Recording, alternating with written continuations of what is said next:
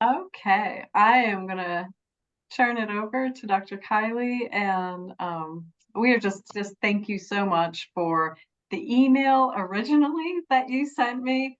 The excitement for me because I'm originally from New England. My family roots are Maine, and when I saw the Lobstering Leadership, I was like, oh my gosh, I have to find out what this is all about. And I quickly became a fan, following Dr. Kylie on LinkedIn, and I'm just like, oh my gosh, just the messaging and what's out there in the big heart and the push behind it. So I'm excited for all of you to hear what Dr. Kylie has to share today. Thank you for joining us. Well, thank you so much for having me. If you guys could just bear with me for a moment while I get my technology all settled. Everyone can see this, yeah? Yes, Yes. looks great. Oh, looks great. Well, thank you. I'll let my marketing director know. That's just me. Yeah. All right, let's go back. That's not where it's supposed to be at all. Please bear with me, guys. Well, I guess we're going to start here on this slide instead of the other one. Hello, my name is Dr. Kylie Bragdon, and I appreciate the kind words that Shenandoah shared. But really, the most important thing that anyone can really know about me is that I believe that kindness can change the world. However, I really do recognize that it must begin with our leaders. So I'm on a mission to teach people transformational leadership practices so they may profoundly improve their businesses and organizations, one individual at a time. Now, today, I'll share my expertise by sharing stories from a business that I know better than any other. And coincidentally, that is in fact commercial lobstering. Yes, it's me. That's me, little old me. And yes, that is a real lobster. And I swear to stinking goodness, they get way bigger than that. I'm incredibly lucky to be able to say that I come from the small town of Winter Harbor, Maine. I come from generations of lobster fishermen and myself have about 15 seasons of lobstering experience beginning right around the age of 12. Today, I hope to model through my experiences at sea the different facets of transformational leadership so that you may have tangible skills that you can go back into your businesses with and start creating change immediately. But before we get too far into all of that, I always like to be very transparent about what people can anticipate from me in my conversations with them. So here are a few of our objectives. We are all locked up here. Bear with me, everyone, please. Slideshow. Let's see if it'll work. Well, we're not progressing the way we're supposed to at all, guys. Let's stop sharing for a moment, shall we? Excuse me, I apologize, everyone. So, what you can expect from me while I get my presentation back in order is first, I'm going to make sure that you understand the urgency around more compassionate leadership practices. There is an actual need that has to be fulfilled. From there, I'm going to make sure that you understand the four facets of transformational leadership and have a minimum of four tangible skills that you can begin using immediately when you go back to your workforce. After that, I'm going to also include this fun little piece of trivia. I'm going to make sure that you know at least one of the steps in preparing a lobster for market. It's really a fun skill that is sure to awe and impress all of your friends and family at the next big gathering, I promise. All right, so this is what I think we're going to have to do. I'm not so sure. I'm going to pause this just for a second. I apologize. Is there something on your guys' end that you can or cannot see, perhaps? Slideshow. We're seeing your slideshow. Are you hitting the top little slideshow? Yeah, so Button? there we go. Now we've got it functioning on my end. I see what we've done. Let's go here again. Thank you for your patience, everyone. I really appreciate it. So start from beginning. Here we go. And I think, so here are our objectives. As I said before, we're going to look at the urgency. We're going to make sure you know the four facets. And then from there, we're going to make sure you have those four practical strategies. But let's begin with our why, or as I like to call it, our sense of urgency. So I think we all can agree. A lot of areas, a lot of businesses were significantly impacted by the pandemic. And unfortunately, a number of small businesses, which to my understanding is relevant to your guys' area, a lot of small businesses are still trying to recover from the economic impacts of that event. The unfortunate reality of the pandemic is in its aftermath, there's a common challenge that all businesses, all sizes, in all industries are facing. And that is that we simply do not have enough workers with the right skills to do the jobs that are in front of us. On a global scale, currently it is predicted that there's going to be about an 85 million skilled worker deficit by the year 2030. Now, a lot of people look at that number and they're like, Kylie, that's no big deal, right? Well, let's make it a little bit more real for you guys, shall we? So, as it stands currently, as of June of 2024, there are about 197,000 jobs open in the state of Arizona alone. You guys, we're a big state, but not an especially populated state. And when you look at the breakdown of what jobs are available, many of them are skilled based positions, which means there needs to be a specific level of training in order for people to fulfill those roles. You simply don't have enough within the state to do those roles. To make matters a little bit more challenging, it's also predicted that within the next 4 years, 44% of all current employees in all organizations are going to need a significant upskilling. That means that they need to develop some skills in order to do the jobs they're already doing. This has been brought on largely because of changes in policy, but also uses of technology. So here we are, almost all of us facing a scenario where we don't have the right people to do the jobs that are available. So what can we anticipate?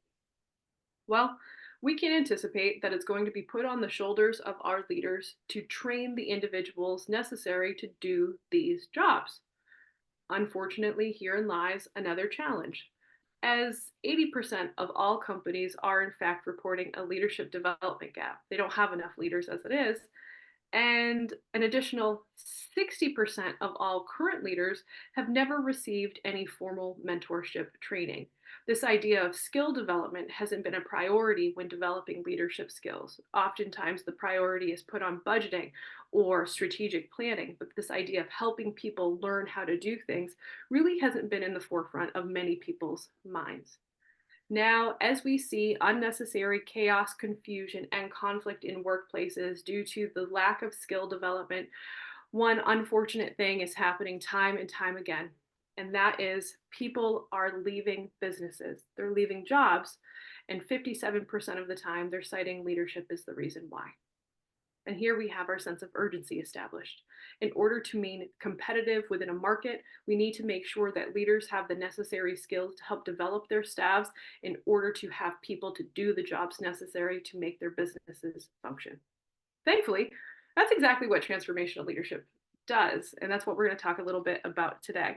But before we get into all of that, I always like to, before talking about transformational leadership, touch upon a few familiar leadership styles that you guys have probably seen in the business arena. These leadership styles as a whole aren't especially bad, but there are qualities about them that can hinder a business progress or growth. So first up, let's talk about the laissez-faire leader. These are the especially flexible ones. They can be best summarized as having the mindset of whatever you come up with is fine. They let their employees do the brunt of the decision making, which can be great for the creative process. However, this lack of structure and level of flexibility oftentimes can leave people confused or working in different directions. If you're looking at securing specific goals within a specific time frame, if people aren't aware of what it is they're trying to work towards, it's not being communicated to them, in likelihood they're not going to achieve it. So though this can be helpful sometimes as a leadership style, ideally it's not great in a situation where we're having to develop skills. Next up, we have what I would argue the worst type of leadership, but unfortunately it is very frequently used, especially in the business arena, the autocratic leader. You guys know these people. You've probably worked for these people. They're the people that like to make the decisions. They're the bosses, and boy, oh boy, they let everyone know it. Oftentimes it's going to feel like you have to walk on eggshells when you're around them, because when things don't go their way, they become reactionary or retaliatory. The reason I am not in favor of this leadership style is because they're using fear as the primary motivator. And when you use fear as the primary motivator, you're automatically undercutting what people are capable of because of the stress response. Believe it or not, every time people get especially stressed, on average, their IQ drops between 20 and 25 points. So think about every time that you've been yelled at in the workplace, or maybe had some big bad thing happen in the workplace. Think about how you weren't able to perform in that moment. Well, there's a very real reason. It's an evolutionary response. And that evolutionary response, if prompted by an employer, is genuinely discounting what they've paid you to do. So, in using fear as a mechanism to motivate you, it's really taking away from your best quality of work and really is not an ideal situation if you're trying to create first a good work environment, but also a productive work environment. Now, finally, not an especially bad leadership style, but very, very common. It's the transactional leader. These are the ones that are going to exchange goods or money or favor for whatever you're able to produce. However, you do not have to work in very many short staffed organizations or organizations on a short budget to begin to understand that this sometimes can be a challenge because inevitably, when you can't compensate people to the rate that they want, that's when things start going badly. And money does really always run out. So, when only using money as a motivator, it's not ideal for long term progression or development. So, three very common, and like I said, not all of them especially bad, but they do certainly have their pitfalls and also pose specific challenges as it comes to developing or addressing the current skills gap that we're seeing in employees. So, the way to overcome that, as I said before, is transformational leadership. Now, transformational leadership can be best described as supporting the individual to support the whole. It's about meeting people where they are and helping them to develop skills so they can become more proficient, therefore taking the workload of the whole off of the individuals within the organization. Really ideal if you're thinking about long-term development within an organization and potential growth forecasted for the future.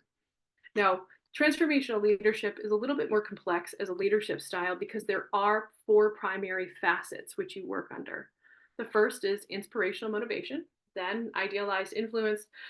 We have individual consideration and intellectual stimulation. I call these the four I's, and boy, oh boy, don't they look very theory heavy? Kind of a drag when you look at them at first, actually. Thankfully for us, this is where things are going to actually get a little exciting. We're going to take a little sidebar. So I can teach you a much needed course that I call Lobstering 101 with the help of that handsome fella. Yeah. So with over 50 years of lobstering experience, he began lobstering at about 6 years old using a rowboat and wooden lobster traps. He's known up and down the coast of Maine as being one of the toughest guys around, and everyone calls him Slugger for reasons I'll leave out in this conversation. I'm incredibly lucky though, because I just get to call him dear old dad. So like I said before, I fished with my dad. I fished for about 15 years, beginning when I was 12 years old. I did this through high school, later on when I became a teacher and a high school administrator. And then when I was completing my doctorate, I was always both summers and falls, I was with him.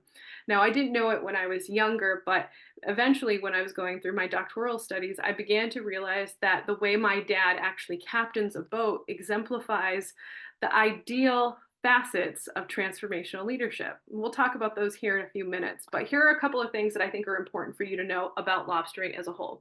So first things first, there are about 5,600 commercial lobster fishermen on the coast of Maine. Each fisherman has a license which is specific to a zone. It is really hard to get a fishing license, and each zone is broken down into specific harbors controlled by, on average, 10 to 15 family units. Now, when I say controlled, I mean those waters are very much so protected because there are very few fiscally comparable opportunities for earners in this area, especially to this demographic of people. Only about 80% of Maine's lobster fishermen have graduated high school. However, looking at it from a financial component, many of these fishermen are making $200,000 to $300,000 a year. I will be very honest with you. You do not have to be a good fisherman to make $100,000 a year. You don't. And it is very normative for a kid in high school to fish a summer and make between $50,000 and $70,000. So the natural resource which we have access to is really important. And that's why so many things have been done to protect it. Now, looking at the industry as a whole and bigger numerically, We have about 100 million pounds of lobsters caught each year, contributing roughly $1 billion to the Maine economy. We use wire lobster traps now instead of wooden ones, and really a lot of what we do as fishermen is based on volume. The last thing you really should know about the industry is that there is a tradition of conservation. A lot of things, and we'll talk about a few of those here in a moment, have been done to make sure that the resource can be here for future generations. But in the same breath, it's just as important for you to know that there is a huge culture of competition. If you've seen the show Deadliest Catch and the boys out west fishing for the king crabs, how they're competitive, take that, multiply it by 10, and that is the Maine lobster fishermen. Very, very competitive and important to remember as we kind of progress forward. So, how does this relate to lobstering? Or how does this relate to transformational leadership? This is my favorite part of our experience together.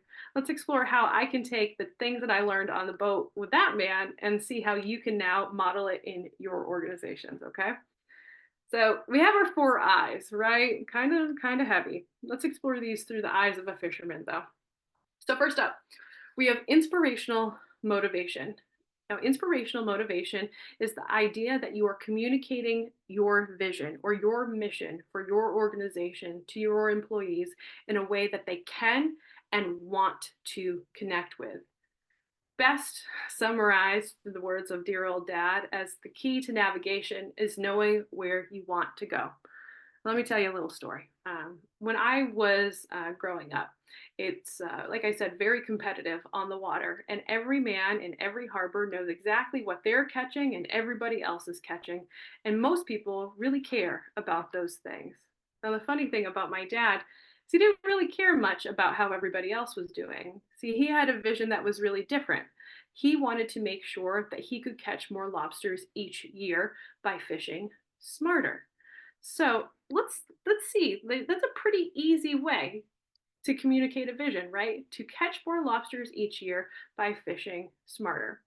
Now, he had to communicate this to me when I was 11, 12 years old in a way that was meaningful and impactful. Because he wasn't just asking me to go to work. He was asking me to be up at 3:30, to be on the boat by 4, to stand elbows deep in dead fish for 8 to 10 hours a day. That's a pretty tall ask for a kid at 11 and 12 years old. And if it was just about the money, I'd be very honest with you. There's no way I would have bought into his bigger vision, right? Let's think about your kids. They probably wouldn't be willing to do the same as well. But see, he was able to communicate his vision to me in a way that mattered, a way that I can and wanted to connect with. I was explained that because I was there, he was able to haul more traps because I was taking the physical labor that was necessary to be completed on the boat down for him.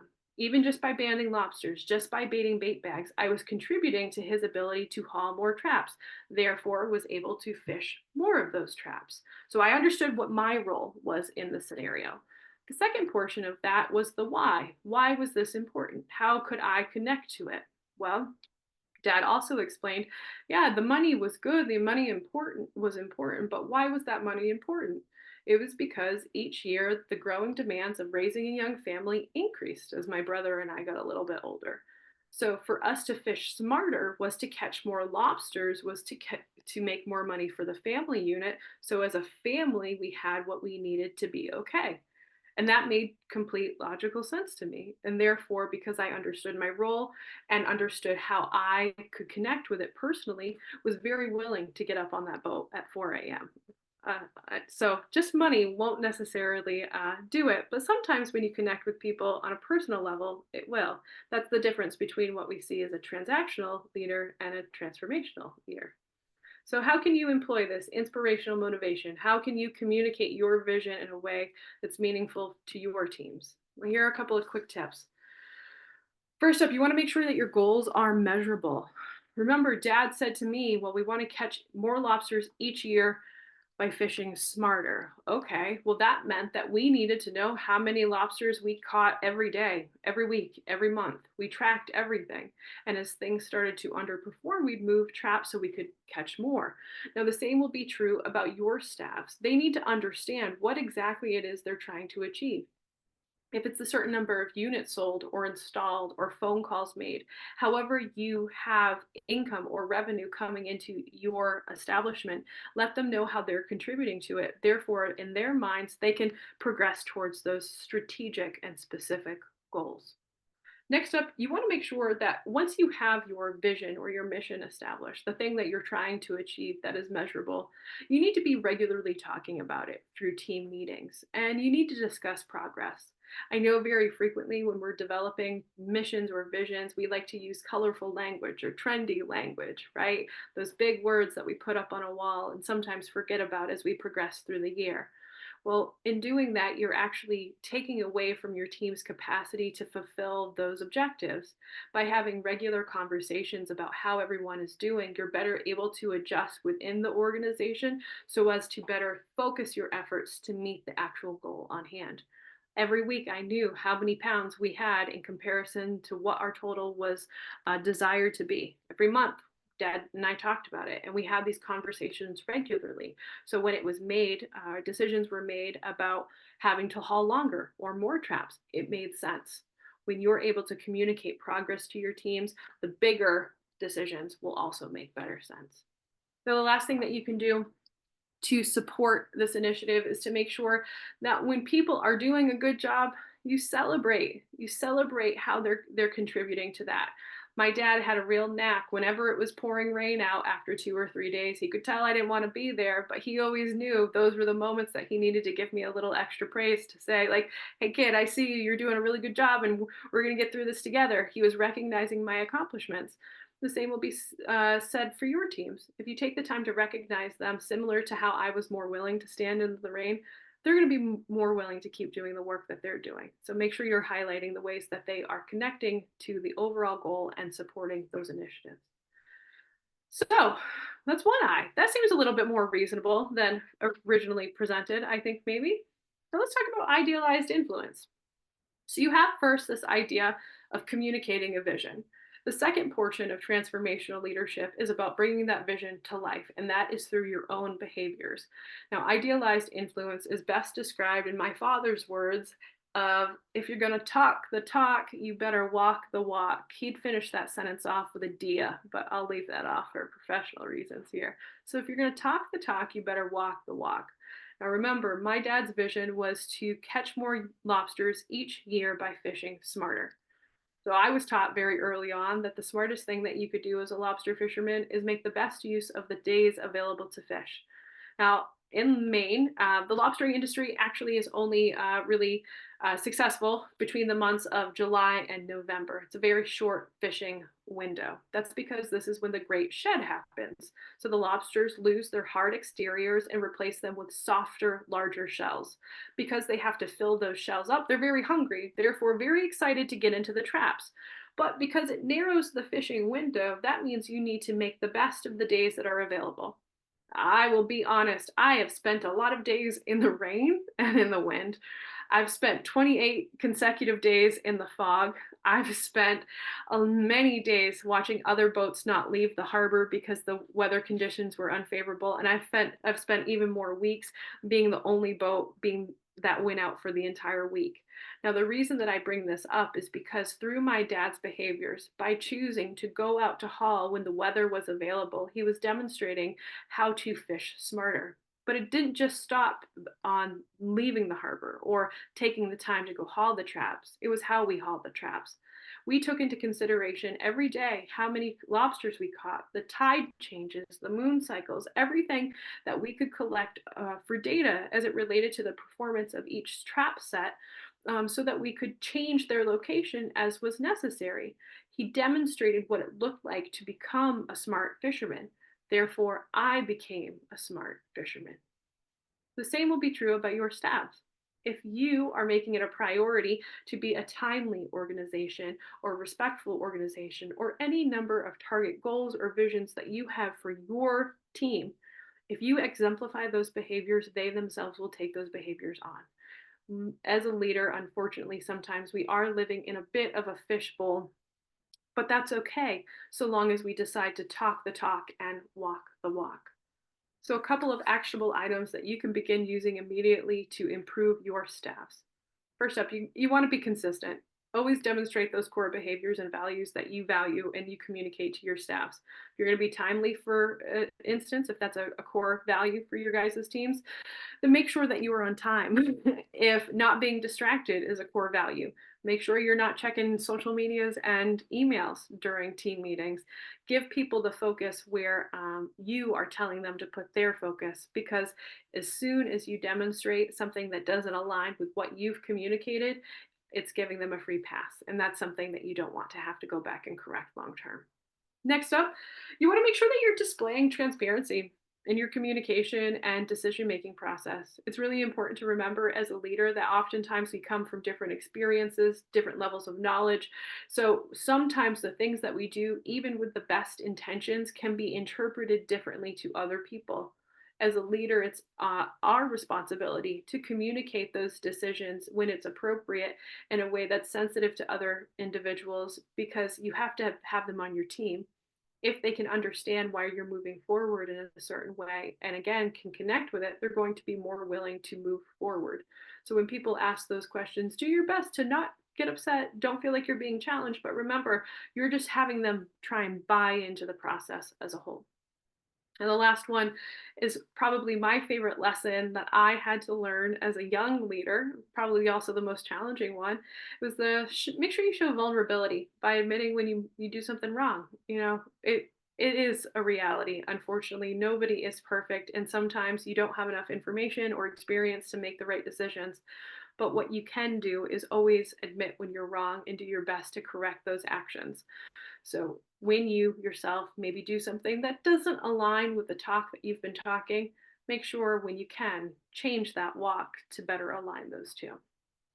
So we have half the facets of transformational leadership now met. And now we get to look at the one that relates specifically to upskilling and making sure that people can perform the jobs that you have at your organizations that maybe are not currently filled. So now we have individual consideration. Best described as an old saying, you can't be what you don't know.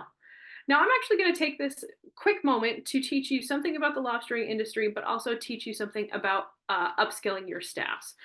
So I'm going to need your help a little bit. So like I said before, I started lobstering when I was about 12 years old. There are kids younger than me, though, that start fishing 7, 8 years old. And the first thing that you learn on a lobstering boat is how to gender a lobster, because it in fact impacts whether or not you're able to keep that lobster. So quick question to all of you. Which one's a male and which one's a female? And Shenandoah, I think you might have some insider information, so don't you cheat. The right one is a female. Yeah, it is. Why is it a female, Becky? I don't know. She just seems to have more parts. All right. Well, Becky, you are 100% right. Now, let me explain why. Well done, friend. That was awesome. Okay, so what we do have here are the bottoms of 2 lobsters. Now, when you look at the top of these, you see how those 2 things right here are like thick and bulky, and these 2 things right here are a little bit more slender and wispy looking. Well, these are called swimmerets. They're essentially the sex organs for the lobster. Now, the males are going to be a little bit thicker, a little bulkier, and the females are going to be a little bit wispier. Now, a lot of times, I do this on stage fairly frequently, and I get the biggest, burliest man I can find typically to come up on stage with me, and I'll have live lobsters, and I'll hand them these things, and I'll say, okay, get these lobsters ready for market.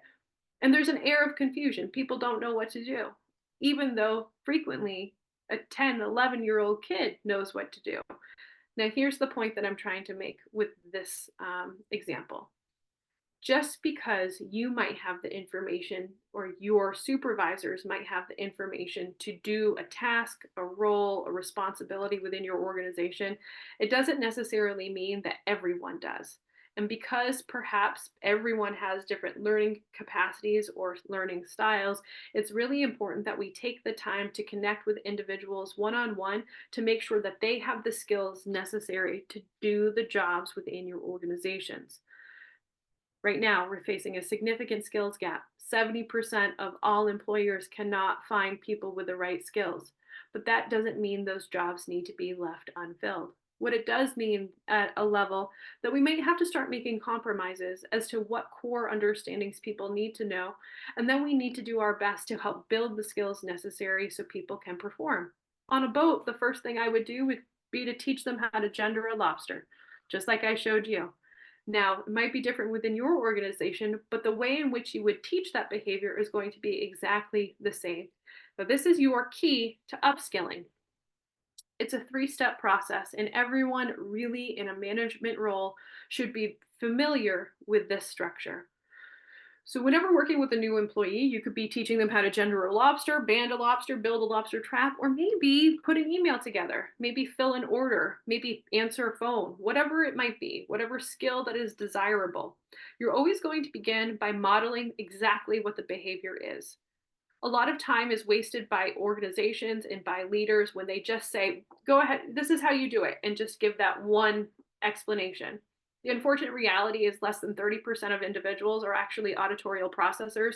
Therefore, that means we're just wasting our time if we only rely on explaining things to people verbally. We got to give them a little bit more than that, actually teach them the skill. So what you're going to do if you're going to teach someone something, first model exactly what it is you want them to do. Don't leave out any of the steps. Show them. Take the time. Next up, you're going to make sure that they practice that behavior exactly as you demonstrated right in front of you. And as they practice that behavior, you're going to give them a little feedback. Now, based on their performance, this cycle could either end after that first practice or it could continue. Because if they did a great job, you're going to let them know it. Hey, awesome. Yes, it's exactly what I wanted. Make sure you do the same way next time. Or maybe they made a few errors. That's okay. Say, that was really close, but I noticed that instead of doing this, you did this. So let's go through it again. And then you remodel the behavior. They practice the behavior again, and then you give them more feedback. And you continue going through this cycle until you have someone proficient in whatever skill you're hoping them to develop. This is the most valuable piece of information any leader can have right now in the modern work environment. So please make sure you take a moment to get this down. So model, practice, and feedback, all anchored in the idea if people don't know something, then they simply can't be it. And that's my favorite part of transformational leadership. Now, for you to do this within your workspaces, please make sure that you're creating a culture of growth by celebrating and letting people know when you don't know things. Next up, it's a really good idea to make sure you're facilitating one-to-one mentorship meetings, providing that personalized feedback to individuals to support them in their growth. Set goals frequently with people. That way they have something to work towards. And finally, meet mistakes with compassion and with learning. Always go within the mindset that people have the intention to do well. Never assume negative intent. As soon as you do that, you really discount people. So whenever people make mistakes, take the time to re-explain behaviors, correct it with feedback, and move on from there. Now, finally, we have the last facet of transformational leadership, and that's intellectual stimulation, meaning that every time the sun comes up is a chance to learn something new. My dad taught me that really quickly because he realized when I was 12, gendering lobsters and banding them wasn't going to be enough for me. So I learned how to change hydraulic lines and build traps. I learned how to navigate and how to differentiate the different types of bottoms. You name it on a lobstering boat, I can probably do it. And I'm very inclined to believe that the eagerness and excitement that I felt towards learning new skills will be seen in your staffs as well as soon as you give them the opportunity to learn and to upskill. People want to do better for themselves. They want to take on more responsibilities, especially when supports are given them to do better. So within your organization, remember that the core brunt of the workload doesn't need to be on you or the select few in management roles. The more you are able to upskill the rest of your staff and distribute that workload, the more efficient you guys are going to be as a whole. So within intellectual stimulation, a couple of ways that you can work that into your daily practices. First, begin by clearly defining the responsibilities of each role. Let people know what it is they're supposed to do and how to move from point A to point B if they want to move up in an organization. Next, encourage and incentivize professional development if you can. I know this is a challenge for a lot of smaller or medium-sized businesses, but at least encourage it. And then finally, provide opportunities for learning and development. Have clear learning tracks, whatever it might be. If someone wants to go from an entry-level position to a mid-management position, let them know what is that I need to do, and have that education or experience level clearly mapped out so that they can fulfill it. Again, in this experience, those one-on-one meetings are going to be invaluable in supporting people's development. So let's look at what transformational leadership does once it's started in practice. Most organizations right now are going to look like this, where the red question marks are vacancies across all levels. It's really seen everywhere in all industries. Now, the cool thing about it, though, is once transformational leadership starts to come around, you start to fill those positions. And as you teach those practices to other people within your teams, they'll start to exemplify the same behaviors, and you'll be able to move them up within the organization. As you move these individuals up, you'll then be able to bring new individuals on. The more you're able to upskill your current teams, the more you'll be able to better supplement new employees at lower level positions, and therefore grow your current industry or organization as a whole. So let's do a quick circle back around. I think I'm very close on time, but our core objectives today were first to make sure that you understand the urgency around more compassionate practices. So to make sure that you understood the 4 facets of transformational leadership and have a minimum of 4 practical strategies to support organizational development. Finally, I was going to make sure that you knew at least the first step in how to prepare a lobster, which I think I also did. I think I nailed all 4. And if that's the case, then this is what I have to ask for you. Please make sure, whether it be within your own team, with a big organization, within your chambers, wherever it might be, make sure you're investing in transformational leadership training and mentors to support your business growth. The more initiative you are able to put into this at this time, the longer standing your organization or business will be. Thank you guys so much. If you would like to leave me any feedback, you can do so at that little QR code. I would greatly appreciate it. And I'd be very excited to provide you with any feedback or answer any questions you might have at this time. And chamber is the code on that one. Well, thank you very much, Dr. Bragdon. Excellent information. I can think of many, many people who would enjoy this type of information and leadership development. I think it's fantastic. Thank you very much. Well, thank you. You should see it live with the lobsters. People get a real kick out of it. Yeah. Becky, I'm so happy to hear that. I just, when Dr. Kylie and I had a chat, I was like, oh my gosh, and went to our CEO and I'm like, I have to have her. I have to have Dr. Kylie on, please, please. And so with quite a bit of and at first she's like, well, how's lobstering going to help us in Arizona? And I'm like, trust me, it's going to work. And so it's not necessarily the product. No, it's the same ideals that we all want to communicate and translate to our colleagues and our leaders. Doesn't matter what the product is. So it really doesn't. It could be solar panels to students. Exactly. It could be any of those things. So yes, absolutely. Terrific. Yeah. Are you currently, Dr. Bragdon, are you currently in Maine, or do you currently live in Arizona? No, I actually split my time between Maine and Canada. So in this exact moment. Oh, okay. Okay. Awesome. Well, fantastic. Fantastic. Thank you so much. Thank you, Joa.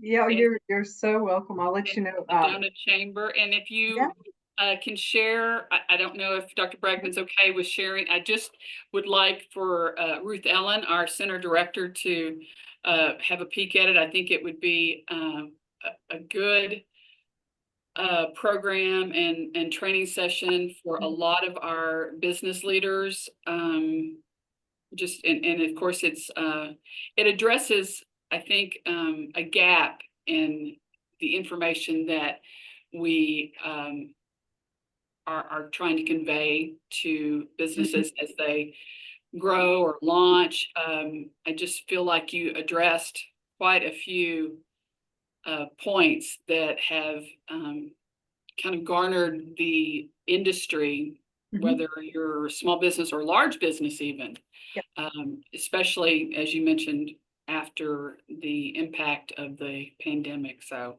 Yeah. No, please do. I would be, and we'll make sure. I think I'll receive your information from Shenandoah, and Yes. after we connect, and we'll Yeah, set up a time to discuss further. that would be Yeah, great. That would be yeah, the terrific. Lobstering and Leadership that you can even see on the Kind Dr. Kylie's website, that everything that you have put together just made me so inspired, because I do believe in compassion. I do believe in that beautiful movement, and I think we need to hear more about it. I agree. And we I agree need as to well. take our mindset as a collective into and beyond our 21st century, and be the leaders and Start the small leaders. Yep. and lift ourselves up, right? Yep. And that's what it takes. And I agree wholeheartedly. Well, Yeah, I believe human kindness and human connection is at the basis of everything, including leadership. And you get so much Yeah. more from your employees when Yeah. you show that. Yeah. Yeah. Well, and you'll Absolutely. find, if I'm not speaking out of turn, Dr. Kylie, you do travel, right? For and come into areas as well, right? Am I remembering? Yeah, yes, Yeah. I do. I actually travel quite a bit, and even in special circumstances, have been known to ship lobsters from Maine to wherever I am.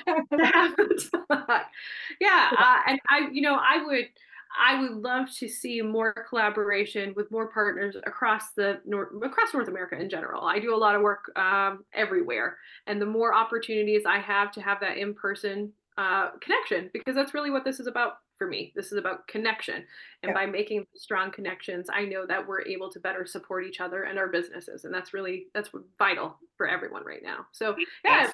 I feel like maybe this is a really great coincidence that we all got together today, and hopefully we see more of each other in the future. For certain. And I'm also going to share your information with our extended learning program, Ollie. I know Shenandoah is probably familiar with that. Linda Shook is our dean of that program. So I think that, in many ways, this is something that is also helpful. It's usually, it's usually for people who, we seem to attract a variety of people from many walks of life. So I think it would be a very helpful program. They're always looking for new programs to present through that academic program. So I think that would be awesome too. So. Awesome. Thank you. I appreciate that. This is exciting. Yeah. Excellent. Excellent. Thank you very Anybody much for your time. We have a few minutes. Olga or Jeff or Aaron, do you have any questions that you'd like to ask, or any thoughts? I enjoyed your presentation. Thank you. Hey, thank you, Jeff. I appreciate you being here. Make me want to eat a lobster now. I can have them overnighted. You just let me know where they need to go. I might. I know, fun sidebar is when I first brought my husband home decades ago. My family's strong and loud, and they never stop, and there's all kinds of laughter. And we got lobster off of the docks and corn and all kinds of good things. And my table went silent when my husband took the first bite. And I thought, oh my goodness, if he doesn't like lobster, he can't stay. And my family's never silent. And now he'll eat the most lobster of anybody that's there. But yeah. He's a keeper. He passed the test. Yeah, he passed the test. Yeah. Well, I cannot thank you enough for everything. I'm excited to see how the next year unfolds, and I would love to see you out here as well. And I just think your mission, your statement, and your heart and compassion just shines through, not only from that very first email that you sent me, but beyond in our conversation, and then today. So I thank you so much for being here. Thank you. Yes, Thank you guys very much. And I think, well, I was back in 2022, I was in Sedona, and it's one of my favorite places I've ever traveled. So maybe, fingers crossed, we'll see each other in person very soon, everyone. Yep. Yep. All right. I'm going to run to a podcast interview. It was a pleasure seeing you all. Have a fantastic day, and we'll be in contact. Yeah. Yes. Take care. Excellent. Bye-bye. Thank you.